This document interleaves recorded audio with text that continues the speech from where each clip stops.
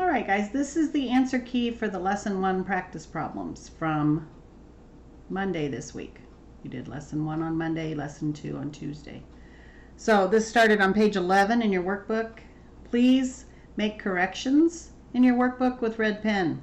So as you're going over this, anything you don't have that I did have, I would stop the video and make sure you get that written down. So what we were trying to do was find a scaled copies. Which ones were scaled copies of the original A? And that would be figure 2, because it is twice as big. Each side of the letter A is twice as big.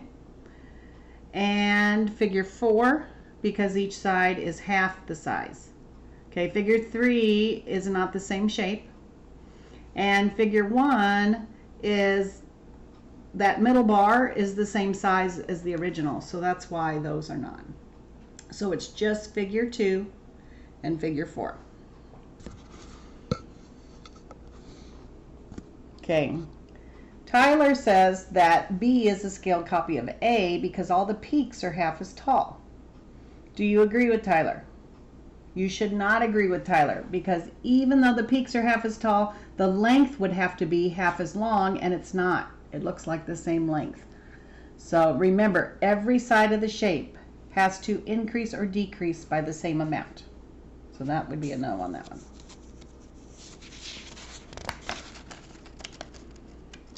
All right. Number 3, again, we're just identifying scaled copies of this original stadium. And if you look down, A looks like the original, just a little bigger.